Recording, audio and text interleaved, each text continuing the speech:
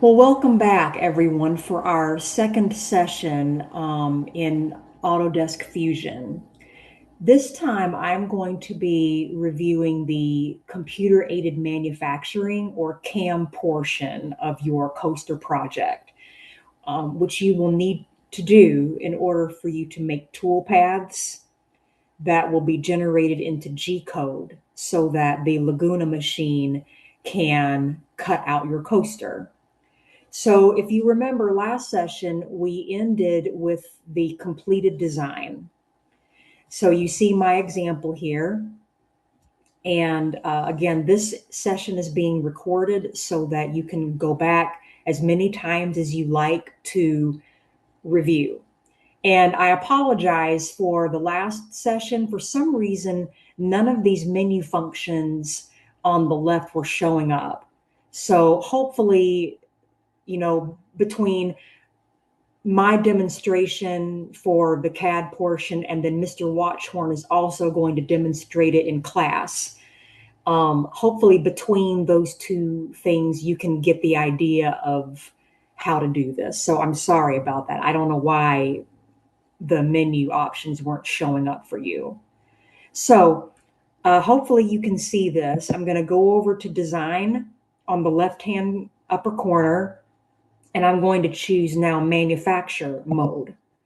So you should see manufacture here in the top left corner. And now you see that we have some different options here now. We've got milling, turning, additive, inspection, fabrication, utilities. We are going to be doing milling, okay? Because this is a mill or routing machine that we will use, the Laguna. And you'll see, hopefully you can see this on my screen, that we've got another menu option here, a browser, a hierarchy, if you will, of the models, the setups, and the origin.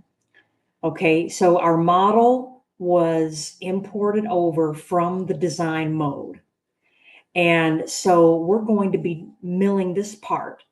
So in order to start, we first want to come up here to this setup button. And we're going to click on the drop down menu and choose new setup, or you can just click this folder icon. Okay, so hopefully you can see this menu on the right hand side. It's called setup one. And you'll see that there's several options here. I want to bring your attention first to the model itself. So you see that an origin has popped up in the center of your stock.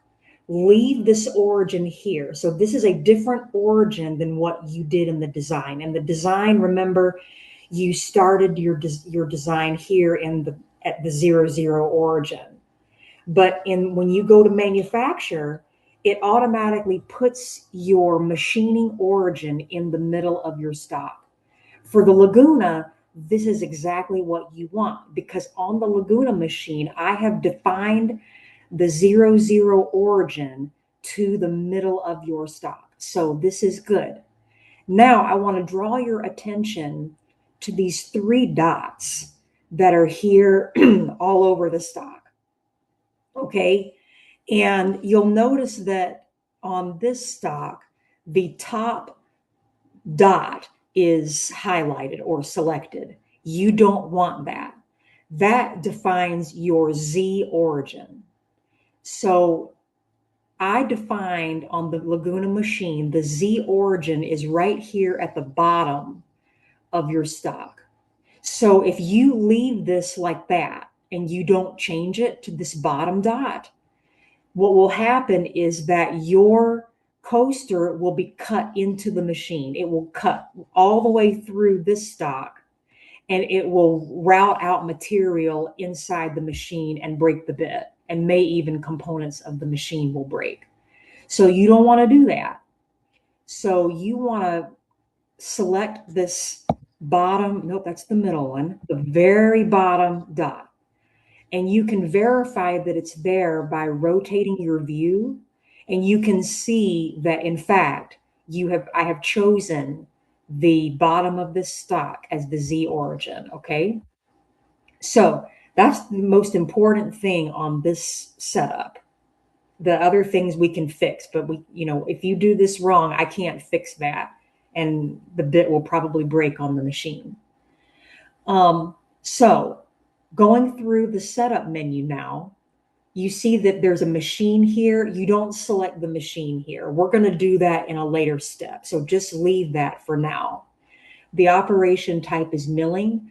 The orientation is going to be the model orientation. Okay, so make sure that's selected. Make sure that for origin, the stock box point is selected. If at any time you enter your setup mode and you do not see these dots, all you have to do is come over here to the stock point selection, or excuse me, the origin selection, and choose stock box point, and those dots should show up for you. For the model, I want you to click select, and then I want you to select the stock itself, and then also choose the coaster itself. This tells Fusion that, okay, we are looking at this whole model for machining, okay? And then we don't have any fixtures, so leave that the way it is. Now come over to the stock tab, and you'll see that the mode is a relative size box, that's what we want. And then we have a stock offset mode. Now you can either leave it where it is. Right now, the default is set to add stock to sides and top bottom. I would suggest that you select no additional stock, okay? Just select that. And then you'll see your stock dimensions are 7 by 14 by 0.25. Just verify that that's there and that's correct. Now, if you choose in stock offset mode, add stock to sides and top and bottom, which is the default, you'll see that your stock dimensions are weird. 7.08 for the X direction, 14.08 in the Y, and 0.29 inches in the Z. And that's because Fusion automatically puts a stock side and top offset here. So you can go ahead and change those to 0. Make sure that you have 0 inches in your offset. And then you'll see that your dimensions go back to what they're supposed to be. Sometimes we use stock offsets when we're machining if we want to leave some stock behind for some other machining pass. But we're not doing that. That's way advanced stuff that we're not going to really cover in this course. All I want you to be concerned with is to make sure that your X, Y, and Z dimensions are correct. Okay, so once you're happy with that, just click OK. You don't need to worry about this last post-process tab. Just leave that the way it is and hit OK. All right, so now you have a machining setup. All right, so you'll see setup 1 has appeared over here now in your browser. Hopefully you can see this. So now we have our setup. So now we can move over to our different functions here. So now this is how we're going to make tool paths. You can have drilling, you can have 3D tool paths, and you can have 2D tool paths. For this coaster project, you are probably going to use the 2D menu. So under the 2D menu, we have some different things here. We have contours, we have adaptive clearings, face, and depending on your design, you may choose trace or bore or adaptive. But more than likely, you are going to choose a 2D pocket. So go ahead and choose 2D pocket. And what this is going to do is bring up a menu on the right-hand side of your screen.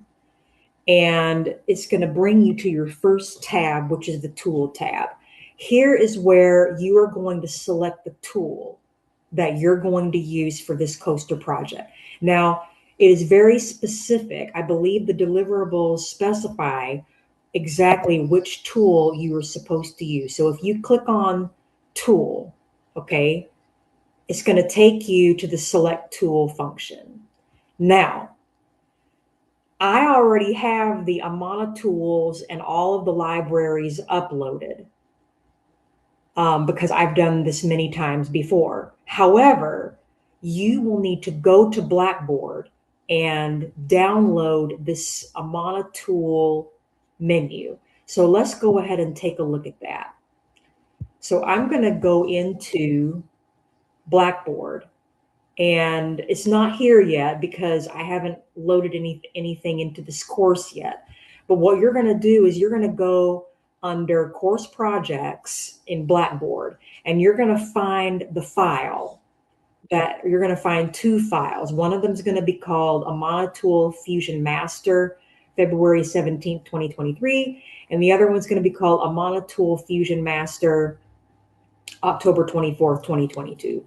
You probably will need both of these because we're going to be using some different tools for your toy project that's later on in this course. But just go ahead and download them. And once you are once you have downloaded that file, here's how you're going to load it. You're going to click on local, and you're going to right click on it. And then you see this import libraries.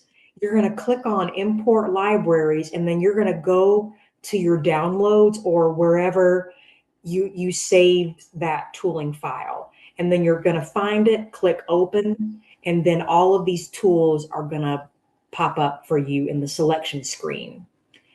The tool that we're going to use for the coaster project is a 46202 tool number, which is inside here. So I can actually go up to this search bar in the upper left and type 46202. Okay. And here it is. I've got several here because I've just got so many files. It doesn't matter which one you choose, the 46202 solid carbide spiral plunge or the 46202K solid carbide spectra. That just means, the K just means it's got a little something special on the surface of the tool to protect it. It doesn't matter. Just select one of these and then hit select, okay? So when you do that, this pops up, and then now your tool appears in your model window, okay? And then you're going to have the opportunity to set your speeds and feed rates. This is very important because you want to make sure that you're not too fast and you're not too slow.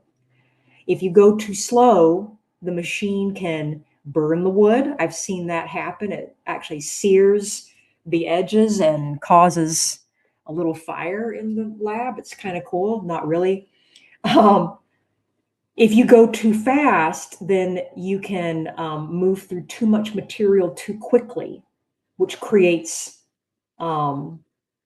also creates a problem, because if you remember Newton's second law, force is equal to mass times acceleration. When this tool is moving so fast and it's moving through a massive amount of material, the shear forces on this little tool is too much and it will break it. Okay. So you want to make sure that your ramp spindle speed, or excuse me, your spindle speed, sorry, the spindle speed is right here, the second line item. You want to make sure that is 18,000 RPM because that is what our Laguna runs at. Okay, then you're going to come down to this field that says cutting feed rate, and you see that the default for this tool, Fusion automatically put in 180 inches per minute. Please don't leave that. 180 inches per minute is too fast for this machine. I want you to put it at 90. I want you to cut it in half, okay? And then it will fill in the rest for you. It does the calculations for you for the other values. You can choose disabled for the coolant, although you can leave the coolant in. All it's going to do is put in a G-code command for coolant, and the machine doesn't have that. So it's just going to ignore that. The Laguna is programmed to ignore lines of G-code that it doesn't understand, and it just moves on to the next one. So we're going to hit OK. Oh, I'm sorry. I made a mistake. See, again, this is so important that you see this because instructors make mistakes, okay? And you're going to come over before you hit OK. You've got to select the geometry. What are we cutting out? The machine has to know that. So we're going to select these pockets. So you see that I've got an upper pocket and a lower pocket. You see that there's two different selections. You want to select the lower one, not the upper one. That one right there. Okay. You're going to do that. I'm going to do it for the E, for the I, for this. I may have to zoom in here to make sure that I grab the right one. Yep, that's the right one. The D, the I, and this thing. Okay, great. And so this is showing up as a closed chain, and they all turned blue, so that's good. Now go, ignore the heights tab for now. Go to the passes tab. This is also very important. You see where it says stock to leave and that's checked? Uncheck that. We're not leaving any stock behind. We are, however, going to do multiple depths. So what multiple depths does is the tool is going to go in and it's going to do these multiple passes. So if you don't have that selected, what will happen is the tool will plunge straight down 1/8 of an inch and start cutting at 1/8 of an inch depth. That can be harmful to the tool, and it also is not going to be very good for your design because it'll be messy. It'll leave a lot of frayed edges and it won't look nice.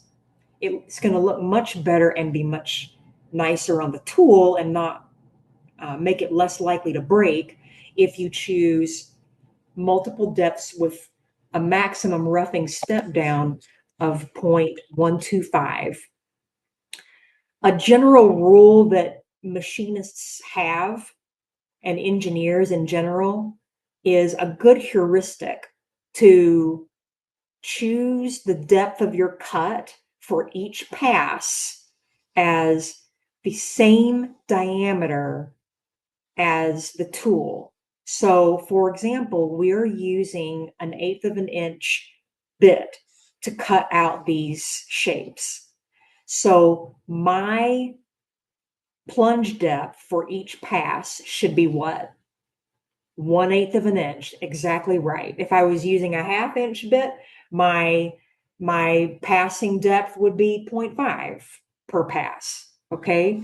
So I've put that here in my maximum roughing step down, 0.125. So that's all we need. Now we can hit OK. And you see that now we have a tool path. Fusion has selected this tool path. And the yellow lines here is where the tool is going in the material, and, or excuse me, it's when it's lifting up and moving. The red is where it's penetrating the material, and the blue is where it's actually cutting. Okay, but we have some problems here. We have some issues. Do you see what the problem is? You see that there's no cut lines here and up here or in the E. And I can tell you why that is. And if you can see this, there's a warning here.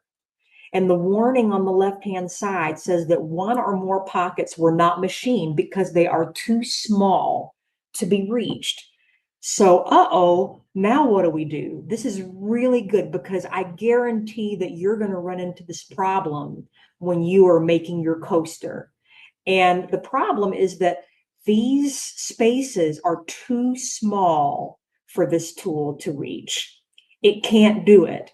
It's smaller than 1/8 of an inch. So it can't cut it. So what you would need to do at this point, I'm not going to do it for the for the purposes of recording this session. But what I would do is go back to design, your design mode, and expand the width of these letters, make them a little bigger, and then go back and then try the pocket operation again. Okay. So that's what you're going to have to do in your situation, but I'm going to ignore it for now because I want to show you the next step. So let's make believe that everything's okay and that there's no warnings. All right. So what I'm going to do is go up here to the, make sure the setup one is selected, that the whole setup is selected. And I'm going to now make a contour. So I'm going to go into my menu here and I'm going to choose 2D contour because now we have to cut the coaster out. So your tool and your feeds and speed rates are, well, I take that back. Everything is the same except the cutting feed rate. Again, change this to 90 inches per minute and not 180, okay?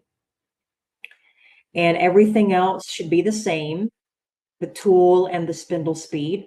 Go over to the geometry tab. Now, do you see this bottom inside line that I've selected? You want to select that. Don't select this. Don't select this top one. You've got to select this bottom inside line. Sometimes I like to zoom in and pan just to make really sure that this is the correct line, and it is. That's exactly what I want, okay? So, and this is something different. I'm going to check the tabs feature.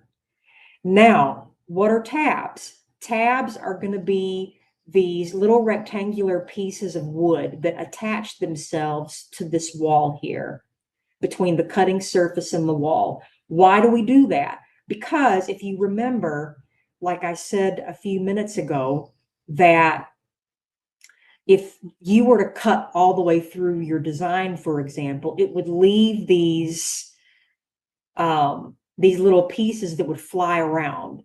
So you want to make sure they don't fly around and break the tool and cause projectile objects to possibly hurt someone. So you want to select tabs, and you want to select the tab width to be a 1/2 inch, okay? Because I've found in my experience that 1/4 of an inch, sometimes the machine will just cut right through that. The bit will just cut right through that, depending on the speed and the depth of cut that it's on. So just make them 0.5, then again, move over to the passes tab now. And you're going to make sure that multiple depths is checked and stock to leave is unchecked. Again, change that maximum roughing step down to 0.125. Remember, it's always the diameter of the bit that you're using. We're using an 1/8 of an inch bit. So we're going to do an 1/8 of an inch per pass.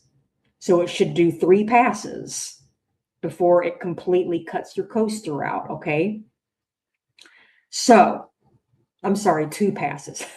See, instructors make mistakes. All right, so now we can hit okay. You're done with the contour. And if we hit the home button, we're good. So as a final check, I want you to come up here to the Actions tab and click Simulate with Machine. It's this button right here. And you'll see that a play button is right here. And you may see things that I don't, or I may see things that you don't have, because on the Simulate with Machine menu, I can choose to see or show and hide different things. Right now, I've chosen to hide the spindle and hide the, well, I've chosen to show the stock and to show the tool and to show the direction of travel. It's traveling in a clockwise direction. You don't have to do that. You can deselect and select whatever you want. But I'm going to click this play button, and it's going to show you that it's just going to do the contour. So why didn't it do the pockets? Because I didn't have the whole setup one selected. Okay. I'm going to exit the simulation and you're going to choose the entire setup. I can't tell you how many times I have seen students go in with their G code, they're ready, they've put their stock in, um, everything's been set up, and they put their program in, they tell the program to run on the Laguna, and all it does is the outline. Okay. And they say, why did that happen? And they find out that it's because they didn't have the whole setup selected when they made the G code. Okay. So you're going to do it again. You're going to simulate it. Now I'm going to press the play button and it's going to show me the whole thing. And this little dot here at the bottom, you can use it to speed it up. I can speed this up or I can slow it way down, however you want to do it. And you can see that it's machining the tabs. That's great. And it's lifting up and it's doing another pass. And this will completely cut out the coaster.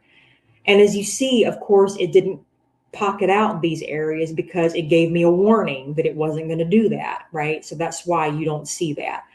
But again, I'm not going to go fix it right now because I'm just trying to show you for demonstration purposes. But what you're going to do is when you find this issue, you're going to, again, go back to design and widen these areas. So if you're satisfied with this simulation, you can exit it. And now you are ready to make the G code for the Laguna. So up here is called the post-process button. You're going to click that and it's going to pull up a window called NC Program 1, or it might be something different. So what you're going to do is the first thing is you're going to look at this post field and you want to make sure that the correct machine is selected. So go ahead and click the folder. Now, that brings up a window with the Fusion library. Okay. Now, I will tell you that the Fusion library has a Laguna, it has a Laguna post processor, but this is not the correct post processing file. Do not select this, okay? Because it gives you the wrong extension. This is a .prg, and that is not what these Laguna machines recognize. They recognize .mmg G-code files, okay? So you're going to go back to local. You're going to hit this button up here called import. And you remember I told you that you were going to go to Blackboard to download the tooling files for your tools. You're going to go back to that same place in Blackboard under course projects, and you're going to find a machining file called Laguna. It's called Laguna HHC or something like that. You're going to download it. Don't open it. Then you're going to come back to Fusion and select the machining file that you just downloaded. Okay. And then you're going to hit open and it'll show up as this one.